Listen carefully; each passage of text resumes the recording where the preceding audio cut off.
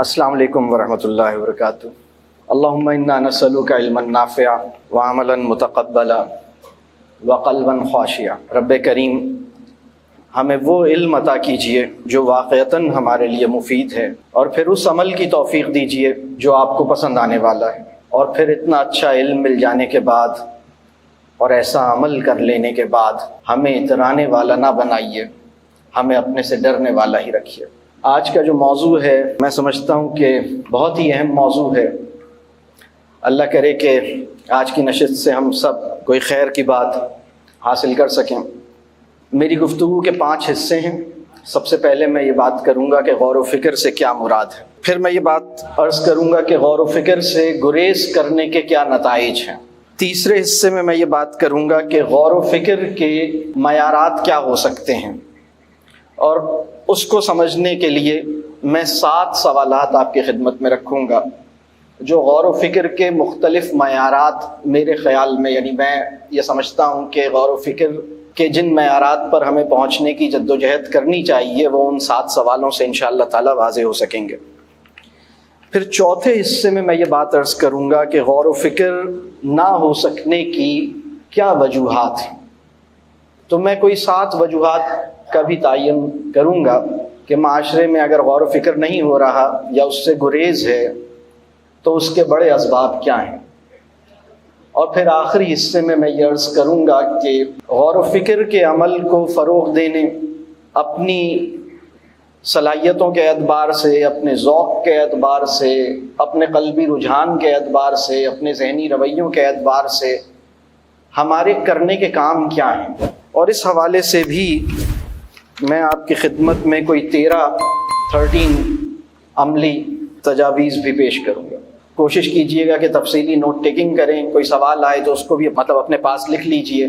میں اپنی گفتگو شروع کرتا ہوں۔ پہلا حصہ غور و فکر سے کیا مراد ہے۔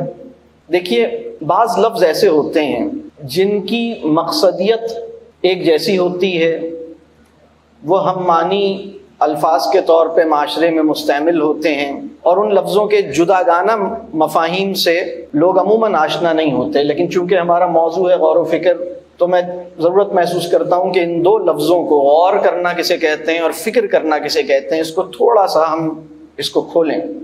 اور ایک اور لفظ ہے تدبر۔ ان تینوں سے کیا مراد ہے اس کو ذرا سا ہم پہلے ایک لغوی اعتبار سے ہم تھوڑی سی توجہ دے کے ان لفظوں کو ذرا سمجھنے کی کوشش کریں گے۔ غور کرنا جو ہے، اس سے مراد ہے کسی بات کی گہرائی میں جانا، یعنی کسی بات پر، کسی معاملے پر اپنی پوری توجہ اور اپنا دھیان دے کر اس کی گہرائی میں اترنے کی کوشش کرنا۔ تو گہری سوچ یہ بھی غور کرنے کے معنی میں آ جائے گا۔ فکر کرنے سے کیا مراد ہے؟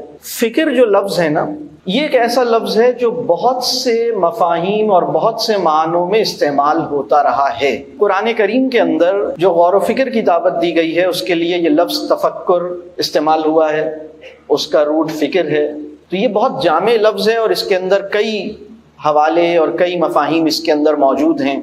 اس کو ذرا ہم کھولیں تو ایک مطلب یہ ہے کہ بھئی کسی حوالے سے پریشان ہو جانا، فکر کرنے کا یہ مطلب بھی ہے۔ ان کو بڑی فکریں لاحق ہو گئی ہیں تو یہ بہت کسی حوالے سے پریشان رہنے لگے ہیں۔ اچھا، فکر کا ایک مطلب اندیشے بھی ہیں، فکر کا یہ مطلب بھی ہماری زبان میں موجود ہے، لیکن فکر کا جو مطلب آج کی نشست میں غور و فکر سے جو مراد ہے، غور کرنا تو بہت سادہ سا لفظ تھا، وہ میں نے عرض کر دیا۔ فکر چونکہ ذرا زیادہ جامع لفظ ہے، اس کے اندر یعنی ہم اس کو کس معنی میں لے رہے ہیں یا لیتے ہیں یا لینا چاہتے ہیں، جس بات کی ہم ترغیب دینا چاہتے ہیں معاشرے میں، اس کو اگر میں کھولوں تو اس سے مراد ہے کسی بات کی پرواہ ہونا۔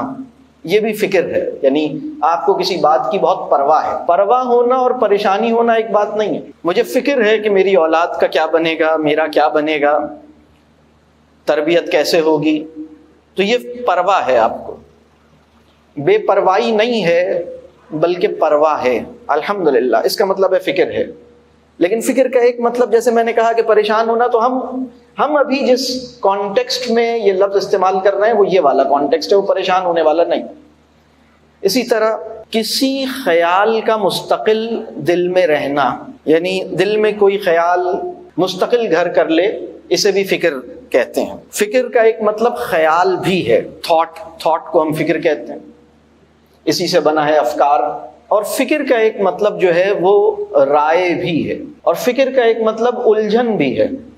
لیکن ہم جس معنی میں فکر کو استعمال کر رہے ہیں اور قرآن جس طرح کی فکر کا ہم سے تقاضا کرتا ہے، اگر میں اس کو عرض کروں تو وہ یہ ہے کہ ہمیں پرواہ ہو ان معاملات کی جو واقعتاً پرواہ کرنے کے لائق ہیں، یا ہم اس حوالے سے پریشان ہوں، متفکر ہوں۔ اور پریشان ہونے کا مطلب یہاں پر یہ ہے کہ بھئی ان معاملات کی فکر ہو، اس حوالے سے سوچیں۔ وہ خیال جس کو مستقل دل میں رہنا چاہیے، وہ خیال ہمارے دل میں اللہ کرے کہ مستقل رہ سکے، تو یہ بھی فکر کرنا ہوا۔ تو یہ تھا غور اور فکر کا لفظی، تھوڑا سا میں نے اس کو کھولنے کی کوشش کی۔ اب ذرا تدبر کا ایک لفظ ہے، وہ بھی اچھا، یہ سب لفظ ہم مانے ہیں، استعمال ہوتے ہیں۔ تدبر کیا ہے؟ تدبر بھی ایک بڑا جامع لفظ ہے، اور قرآن کے اندر یتدبرون بھی، مطلب آپ جانتے ہیں افلا تدبرون، یہ لفظ وہاں پر بھی آ رہا ہے۔ تدبر کا مطلب یہ ہے کہ کسی مسئلے کی جڑ میں اترنے یا پہنچنے کی کوشش، کسی مسئلے پر اس طرح غور کرنے کی توفیق کہ اس کے مستقبل میں پیدا ہونے والے نتائج آپ کو سمجھ میں آنے لگیں۔ یعنی تدبر کا ایک فطری آؤٹ کم ہے دور اندیشی، تدبر کا ایک نیچرل آؤٹ کم ہے کانسیکوینسز کو امیجن کر سکنا۔ اگر میں یہ کروں گا تو کانسیکوینسز کیا ہوں گے؟ اور تدبر سے ایک مراد یہ ہے کہ کسی چیز کی جڑ میں اترنے کی کوشش، کسی کام کے انجام پر غور کرنے کا عمل۔ ہمارے معاشرے میں فی الوقت تو یہ ہم معنی الفاظ میں استعمال ہوتے ہیں، تو چلیں اس میں بھی کوئی حرج نہیں ہے۔ اصل معاملہ یہ ہے کہ ہم روح معنی کو پکڑ سکیں، ہم یہ سمجھ سکیں کہ اصل میں غور و فکر اور تدبر ہے کیا۔ تو یہ تو میں نے صرف لفظی غایت جو ہے وہ میں نے عرض کی ہے۔ ذرا سا ہم اور آگے بڑھتے ہیں، اس سے کیا مراد ہے۔ مجھے سورہ اعراف کی آیت نمبر 176، میں اس کا ترجمہ آپ کی خدمت میں پیش کرنا چاہوں گا۔ بہت ہلا دینے والی آیت ہے۔ ترجمہ کچھ یوں ہے: اگر ہم چاہتے تو اسے ان آیتوں کے ذریعے سے بلندی عطا کرتے۔ یہ ابھی آیت تھوڑی سی لمبی ہے، میں اس کو ذرا رکوں گا ہر ٹکڑا کا ترجمہ کرنے کے بعد۔ اگر ہم چاہتے تو اسے ان آیتوں کے ذریعے سے بلندی عطا کرتے، مگر وہ تو زمین ہی کی طرف جھک کر رہ گیا اور اپنی خواہش نفس ہی کے پیچھے پڑا رہا۔ یعنی ایک ربط ہے اس پوری بات کے اندر، اور ابھی آیت ختم نہیں ہوئی ہے، اس کا ترجمہ اور ہے، میں پھر پیچھے سے اس کو جوڑوں گا۔ اس کی کوئی تشریح کرنے کی ضرورت نہیں ہے فی الوقت، میں سمجھتا ہوں کہ صرف غور کریں۔ اور ابھی تو ہم صرف اس رعایت سے کہ شاید عربی بہت سے لوگوں کو نہیں آتی، تو ہم صرف ترجمے پہ ہی ابھی اکتفا کر رہے ہیں۔ لیکن آیت نمبر 176 سورہ الاعراف، تو ترجمہ کچھ یوں ہے: اگر ہم چاہتے تو اسے ان آیتوں کے ذریعے سے بلندی عطا کرتے، مگر وہ تو زمین ہی کی طرف جھک کر رہ گیا اور اپنی خواہش نفس ہی کے پیچھے پڑا رہا۔ لہذا، اللہ اکبر، لہذا اس کی حالت کتے کی سی ہو گئی کہ تم اس پر حملہ کرو تب بھی زبان لٹکائے رہے، اور اسے چھوڑ دو تب بھی زبان لٹکائے رہے۔ یہی مثال ہے ان لوگوں کی جو ہماری آیات کو جھٹلاتے ہیں۔ تم یہ حکایات ان کو سناتے رہو، شاید کہ یہ کچھ غور و فکر کریں۔ یہاں یہ آیت کا ترجمہ مکمل ہو گیا۔ ایک رات کیا ہوا کہ رسول اللہ صلی اللہ علیہ وسلم تہجد کا تو بہت اہتمام فرماتے ہی تھے، ایک دن اور ایک الگ جذبے سے کھڑے ہوئے تہجد کے لیے، اور اس میں تلاوت فرما رہے تھے، اور آنسو آ رہے تھے، اور رو رہے تھے اور رو رہے تھے، اور بے انتہا روئے ہیں اور بے انتہا روئے ہیں۔ اور تہجد کی نماز جو ہے وہ طویل ہوتی جا رہی ہے، طویل ہوتی جا رہی ہے، آنسو بہتے جا رہے ہیں۔ رسول اللہ صلی اللہ علیہ وسلم کی پوری داڑھی تر ہو گئی، آنسو رک نہیں رہے، حتیٰ کہ فجر کا وقت قریب آ گیا۔ حضرت بلال حاضر ہوئے ہیں، اذان کا وقت ہو رہا ہے۔ رسول اللہ صلی اللہ علیہ وسلم نے اپنی تہجد مکمل کی، آنسوؤں سے تر ہیں۔ کچھ اس مفہوم کی بات ان سے پوچھی گئی کہ آپ اتنا کیوں روتے ہیں؟ آپ کو کس بات کا ڈر ہے؟ آپ کو تو اللہ نے جنت دینی ہی دینی ہے، آپ تو بخشے ہوئے ہیں۔ رسول اللہ صلی اللہ علیہ وسلم نے فرمایا کہ کیا میں شکر گزار بندہ نہ بنوں؟ آج رات مجھ پر ایک آیت نازل ہوئی ہے، جو بندہ بھی اس آیت کو پڑھے گا، وہ آیت یہ والی تھی، ان فی خلق السماوات والارض واختلاف اللیل والنہار لآیات لأولی الالباب۔ یہ وہ سورہ آل عمران کی 5 آیتوں میں سے ایک آیت ہے جس کو آج سیمینار سے پہلے تلاوت کیا گیا اور ترجمہ رکھا گیا۔ رسول اللہ صلی اللہ علیہ وسلم نے یہ فرمایا اس موقع پر جب یہ آیت نازل ہوئی اور یہ پورا واقعہ ہوا، اتنا رسول اللہ صلی اللہ علیہ وسلم کا دل پگھلا اور اتنی عجیب حالت ہوئی اور آنسو جاری رہے۔ اور پھر رسول اللہ صلی اللہ علیہ وسلم نے یہ فرمایا کہ وہ مسلمان جو یہ آیت پڑھے اور غور و فکر نہ کرے تو اس کے لیے تباہی ہے، تباہی ہے۔ اور یہ وہی آیت ہے۔ اس کا ترجمہ کیا ہے؟ اس کا ترجمہ یہ ہے، یقیناً آسمانوں اور زمین کی پیدائش میں اور شب و روز کے باری باری آنے جانے میں اہل عقل کے لیے بہت سی نشانیاں ہیں۔ یہ آل عمران کی آیت نمبر 190 ہے۔ تو غور و فکر سے کیا مراد ہے؟ غور و فکر کا کیا مقام ہے؟ غور و فکر کا کیا دائرہ ہے؟ یا غور و فکر کا کیا، یعنی اللہ کرے کہ ہمیں یہ سمجھ میں آئے۔ میں سمجھتا ہوں کہ مسلمانوں نے کئی 100 سال سے غور و فکر اور تدبر کی عبادت قضا کر رکھی ہے۔ غور و فکر اور تدبر کی وہ عبادت جس کے بارے میں صحابہ کرام کے اقوال ملتے ہیں کہ یہ 100 سال یا 50 سال یا 80 سال کی عبادت سے بڑھ کر ہے یا افضل ہے۔ خود رسول اللہ صلی اللہ علیہ وسلم کی ترغیب ملتی ہے، قرآن میں جا بجا اشارے ملتے ہیں۔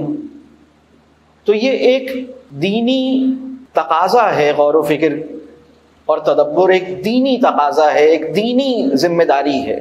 اور یہ وہ ذمہ داری ہے، رسول اللہ صلی اللہ علیہ وسلم نبی بعد میں بنائے گئے ہیں، یعنی نبوت انہیں بعد میں ملی ہے، لیکن 3 اعزازات کہہ لیں، مقام کہہ لیں، معاملات کہہ لیں جو رسول اللہ صلی اللہ علیہ وسلم کی زندگی میں ابتدائی 40 سالوں میں ہوئے، ان کے صادق ہونے میں کسی کو کوئی شک نہیں رہا۔ اعلان نبوت کے بعد بھی اگر کسی مخالف سے پوچھا جائے کہ یہ بتاؤ کہ سچے ہیں یا جھوٹے ہیں، تو وہ کہتا تھا کہ سچے ہیں۔ دوسری بات، امین ہونے پر، یعنی کسی قسم کی امانت، چاہے وہ علم کی صورت میں ہو، چاہے وہ مال کی صورت میں ہو، چاہے وہ راز کی صورت میں ہو، وہ پوری کی پوری محفوظ رہتی ہے آپ صلی اللہ علیہ وسلم کے پاس، اور اس کو آگے جس تک پہنچانا ہے اس تک پہنچاتے ہیں۔ امین ہونے میں بھی کسی کو کوئی کلام نہیں تھا۔ یہ نبوت سے پہلے رسول اللہ صلی اللہ علیہ وسلم اس مقام پہ پہنچے ہوئے۔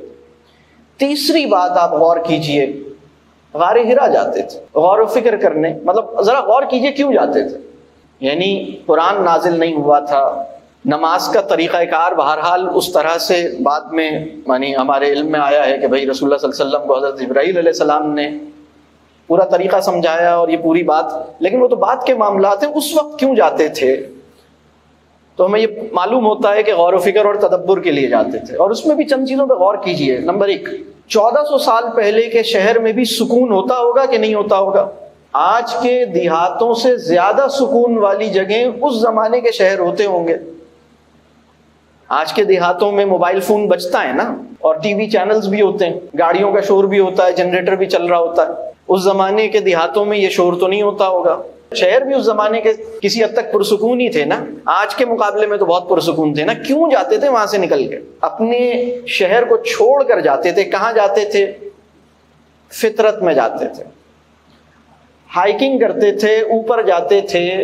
غار حرا میں پہنچنے کے لیے جسم کا قوی ہونا، فزیکلی اسٹرانگ ہونا، مشقت اور محنت کر کے اس جگہ پر پہنچتے تھے۔ وہ آسان نہیں تھا۔ غار حرا ایسا نہیں تھا کہ سیدھا سیدھا چلتے گئے اور یہ غار آ گیا۔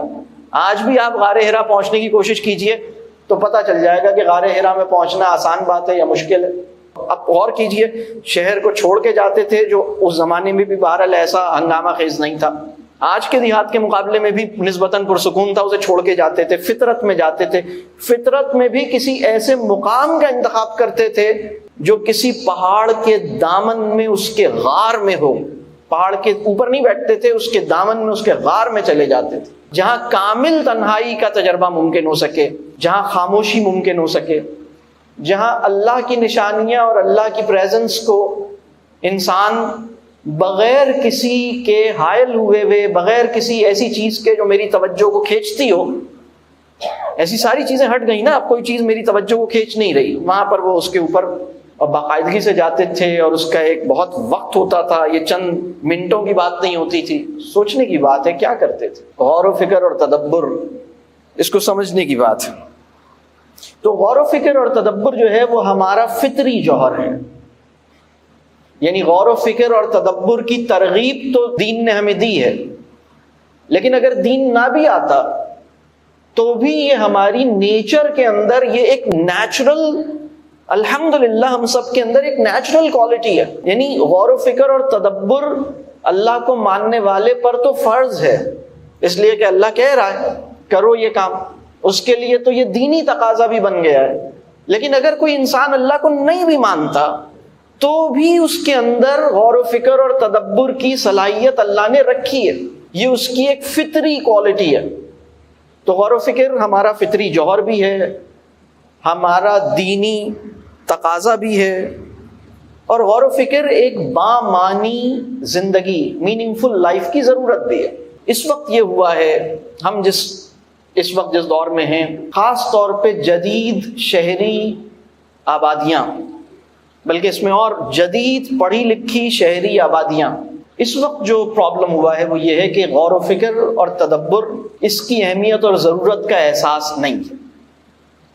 یہ عمل حادثاتی طور پر تو ہو رہا ہے، جیسے وہ ہم بہت ساری سٹوریز سنتے ہیں نا کہ ایک صاحب بہت اپنے کمال پہ تھے اور بڑی اپنے کیریئر کے پیک پہ تھے، اچانک کوئی حادثہ ہوا اور ٹانگوں سے محروم ہو گئے، یا ایسی بیماری آئی کہ 6 مہینے تک بستر پہ پڑے رہے، تو اب انہوں نے، اب چونکہ کٹ آف ہو گیا نا، سب کچھ بند ہو گیا نا، تو اب سوچنا شروع کیا، یعنی انسان ایک ذمہ داری محسوس کرے کہ بھائی مجھے اپنی زندگی کو بامعنی بنانے کے لیے کچھ چیزوں پہ غور کرنا چاہیے، تو وہ تو اس کو توفیق نہیں ملی، زندگی نے بھی اس کو اس کی اجازت نہیں دی۔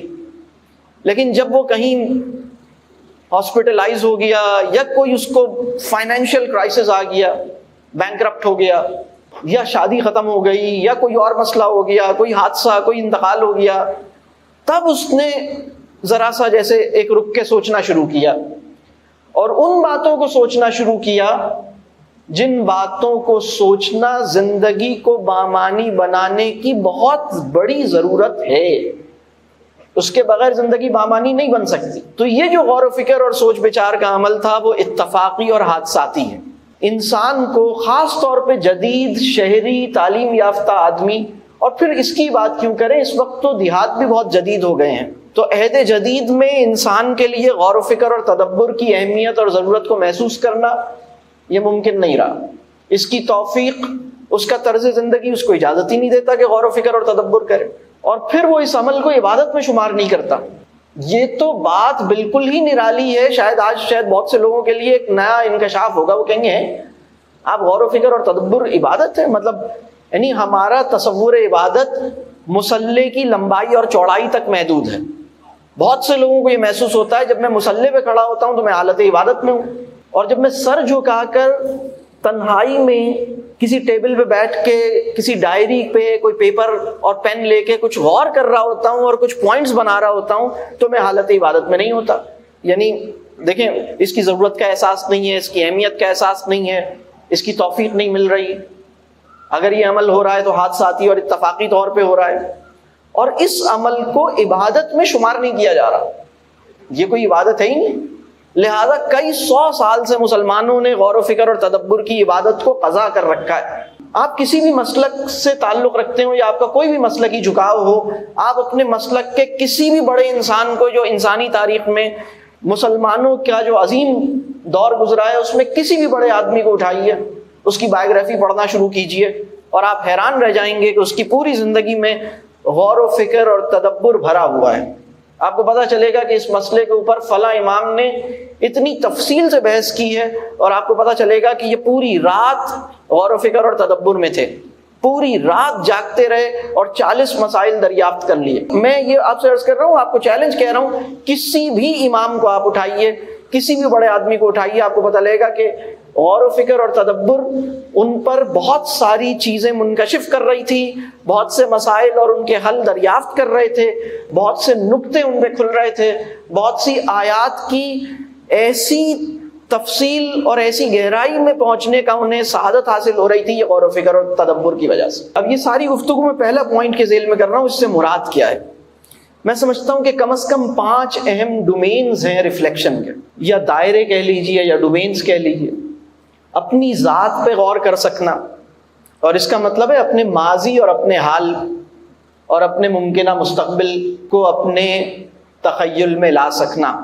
میں ایسا کیسے بنا جیسے بنا، میں ایسا کیوں ہوں جیسا ہوں، اپنے نفس پر، اپنے حال پر، اپنے وجود پہ غور کرنا، یہ ایک ڈومین ہے۔ دوسرا ڈومین ہے کائنات پہ غور کرنا، نیچر پہ غور کرنا، جسے ہم فطرت خارج کہتے ہیں۔ پھر تیسرا ڈومین ہے حالات پر، واقعات پر، قوموں کے عروج و زوال پر، قوموں کی تاریخ پر، تہذیبی تسلسل پر، تہذیبی چیلنجز پر غور کرنا۔ ہم کس عہد میں جی رہے ہیں، یہ اس کے کیا معاملات ہیں، پہلے کیا ہو رہا تھا، اس سے پہلے کیا ہو رہا تھا، پھر کیا ہو رہا تھا، اس وقت جو صورتحال ہے یہ کیا صورتحال ہے، یہ جو نئے ٹرینڈز آ رہے ہیں یہ کیسے آ رہے ہیں، یہ کیا ہو رہا ہے، اس وقت کی جو اکنامک لینڈسکیپ ہے، پولیٹیکل لینڈسکیپ ہے، انٹرنیشنل پالیٹکس ہے، جنگوں کی صورتحال ہے، تصادم کی صورتحال ہے، بین الاقوامی صورتحال ہے، علاقائی صورتحال ہے، یہ پورا اس کا اسکوپ ہے۔ یہ تیسرا ڈومین ہے۔ ہسٹورک کانٹیکسٹ بھی ہے اور کنٹمپرری کہہ لیجئے اس کا ایک کانٹیکسٹ بھی ہے۔ پھر چوتھا ڈومین ہے احکامات الہی پر، ترغیبات دین پر غور کرنا، یعنی اللہ اور اس کے رسول صلی اللہ علیہ وآلہ وسلم جو بھی انہوں نے ہمیں تعلیم دی ہے، اس میں وہ حصہ بھی ہے جو حکم کا درجہ رکھتا ہے، اور وہ حصہ بھی ہے جو ترغیب کا درجہ رکھتا ہے کہ بھئی کرو تو اچھی بات ہے، پسند کیا گیا ہے۔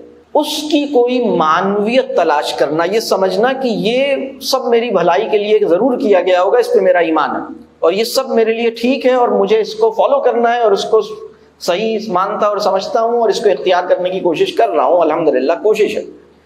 لیکن یہ غور کرنا کہ اس کے پیچھے کیا حکمت ہو سکتی ہے، تو اس کی چھپی ہوئی حکمتوں کو تلاش کرنا، یہ چوتھا ڈومین۔ یعنی یہ ترتیب نہیں ہے، میں صرف ڈومینز آئیڈینٹیفائی کر رہا ہوں۔ پھر ایک اور ڈومین ہے لفظ پر غور کرنا، چاہے وہ ریٹن ہو یا اسپوکن ہو۔